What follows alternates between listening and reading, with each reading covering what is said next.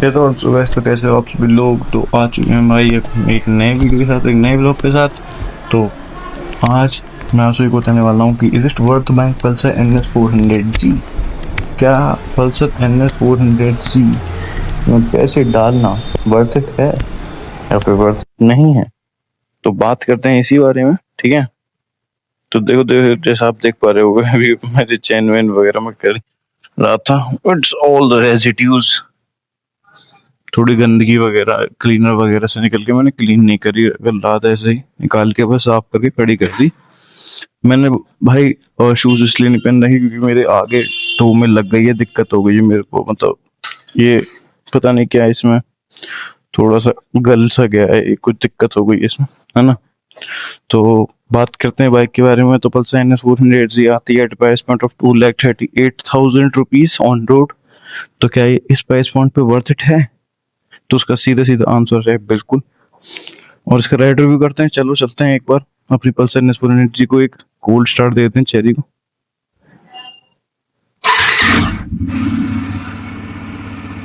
It's really a cold start. सीधा idling देखो कितनी ज्यादा हाइपर है। तो सीधा मैं यहाँ से निकलता हूँ और इसे कोल्ड स्टार्ट देने के बाद सीधा मिलता हूँ मैं आपको हाईवे पर। तो कैसे आप लोग आ गए हम हाईवे के पास ही। अभी हम हाईवे पे नहीं जा रहे हैं क्योंकि फिर चलो रोड ब्लॉक्ड है, आगे खुला है, लेकिन फिर मेरे को यहाँ से हाईवे से निकलने के लिए बहुत ज्यादा टाइम लग जाएगा। तो मैं इसी रोड बता दूंगा आप सभी को कि क्या पल्सर NS400Z हमको परचेज करनी चाहिए at this price segment, at this price point. तो देखो प्राइस पॉइंट की बात करें तो पल्सर NS400Z आती है एक प्राइस पॉइंट ऑफ 2,38,000 रुपीज, जिसमें कि हमारे एक्सट्रीम 250R भी आती है और एक्सट्रीम 250R, R15, MT15 और काफी सारी बाइकें आती हैं, है ना। लेकिन ये NS400Z एक ऐसी मशीन है जो कि फोर सिलेंडर मशीन, मतलब फोर सिलेंडर कह रहा हूँ, 400cc सिंगल सिलेंडर मशीन है ना। तो ये एक बहुत बड़ी चीज है इस प्राइस सेगमेंट में होना, ठीक है। अगर आपको पता हो कि ड्यूक 390 की प्राइस की कितनी है तो 3,80,000 अप्रोक्स में होगी ये बाइक हमारी ड्यूक 390 ऑन रोड में बता रहा हूँ, यहाँ पे जहाँ पे मैं रहता हूँ। हो सकता है ज्यादा भी हो, मेरे को एग्जैक्ट आइडिया भी नहीं है भाई, है ना। I don't know what it's exact price, but जहाँ उतने तक की पड़ जाएगी, ठीक है।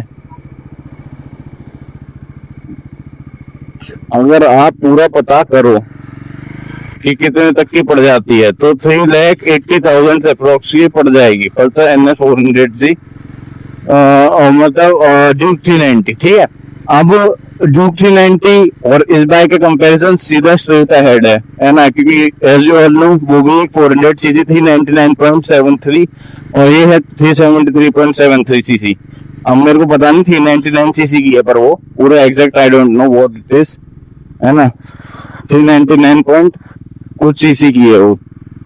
अब हमारी जो पल्सर NS400Z है वो ये बात हम कंसीडर कर सकते हैं कि बेशक प्राइस सेगमेंट में कम हो, लेकिन इसकी पावर, इसकी टॉप स्पीड, इसकी मेंटेनेंस हमेशा MT R15 से ज्यादा रहने वाली है एज कम्पेयर टू दैट कि ये प्राइस सेगमेंट पे उसी की है, ठीक है। ये बेशक उसी प्राइस सेगमेंट की बाइक हो, लेकिन उतना इसका एक्सपेंडिचर है ना कि R15 मैं बता रहा हूँ आपको, देखो स्टार्टिंग डेज में इतना फर्क नहीं पड़ता है जब आपकी बाइक नहीं होती है।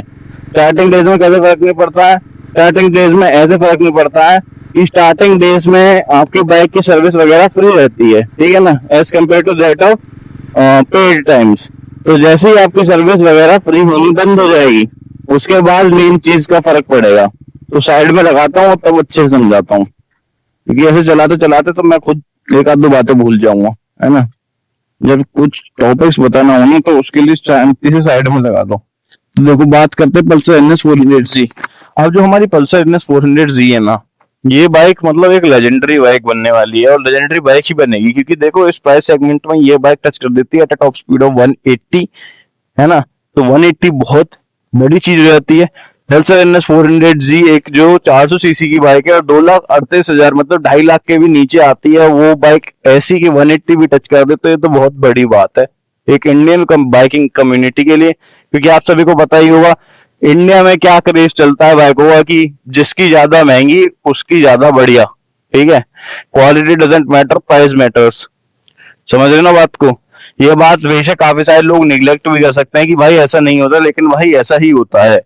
जिसकी बाइक ज्यादा महंगी बंदे ये सोचते हैं उसकी बाइक ज्यादा बेटर, ऐसा नहीं होता। अभी की आप पल्सर NS 400G नई वाली आप चलाकर देखोगे, it makes 43 PS of power and 37 newton metre of torque, ठीक है। और रेड लाइन से 10,700 RPM। समझ रहे हो इस बात को? और ड्यूक 390 अगर आप चला के देखोगे तो उसका तो शायद से रेड लाइनिंग भी शायद से, आई डोंट नो, मैंने अभी नई वाली नहीं चलाई बिल्कुल भी, तो मुझे उसका कोई आइडिया नहीं है। लेकिन वो रेड लाइन कम पे होती है ना, शायद से, और नई वाली NS 400G से। तो ये मैं आपको बता दूं, सबसे पहली बात, पार्ट्स अवेलेबिलिटी इस बाइक की बहुत सही है। अब बजाज अपनी इस बाइक को लेके काफी ज्यादा सीरियस है as compared to that of older times जब हमने ये वाली खरीदी थी। क्योंकि ये फर्स्ट वाला मॉडल है, ये कह सकते हो कि बीटा मॉडल है। क्योंकि हमारी बाइक एक मतलब जैसे लॉन्च होती है उसके 2-3 दिन बाद की बाइक है ये, है ना। ऐसे कुछ चेसिस 19 पता नहीं क्या है, इसका चेस नंबर भी बहुत ही कम है ना। तो इस वजह से भी ये बात पे बहुत फर्क पड़ता है। क्योंकि जब बजाज इतना ध्यान नहीं दे रहा था इस बाइक के ऊपर, सिंथेड और organic brake pads with less power, ठीक है ना, तो इस वजह से मार्केट कोई compete नहीं कर पा रही थी। लेकिन अब ये मार्केट में बहुत अच्छे से compete कर पा रही है, जो कि एक बहुत बड़ा प्लस पॉइंट है बजाज के लिए। ये बात आप सभी को समझनी पड़ेगी कि इस प्राइस पॉइंट पे इससे अच्छी कोई बाइक नहीं है। तो आप ये भी कह सकते हो कि ये बाइक एक सेगमेंट किलर बाइक है।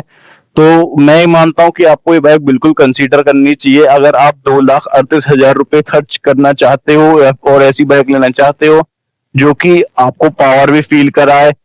2,38,000 या 2,45,000 दोनों में से कोई सा भी हो सकता है, डिपेंड करता है आपके यहाँ पे टैक्स वगैरह कितना है, ठीक है। तो 2,42,000 मान के चल लो, कोई इतना ज्यादा नहीं है। 345 में इतना कोई बड़ा डिफरेंस नहीं है कि भाई मेरे को इसलिए कहो आप, है ना। तो आप ये मान के चल सकते हो कि ये बाइक बिल्कुल कंसीडर करनी नहीं चाहिए भाई, इससे अच्छी कोई बाइक नहीं है इस प्राइस सेगमेंट पे, ठीक है ना।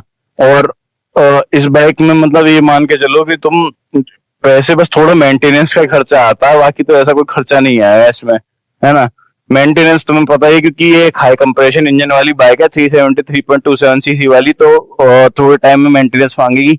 अभी कुछ मेरे को इंजन रिलेटेड इश्यूज होने लगे हैं, वो टेम्परेरी तो नहीं है, परमानेंट भी नहीं है। देखो क्लच वगैरह और गियर बॉक्स वगैरह का काम है, वो अब मैन्युफैक्चरिंग डिफेक्ट भी हो सकता है। देखो मेरी राइडिंग स्टाइल इतनी हार्श कभी नहीं रही है, मैं ऑलरेडी 2 बाइक ओन कर चुका हूँ, एक हाई कंप्रेशन इंजन की है और एक ये है आई ऑल्सो हैव RC, ठीक है ना।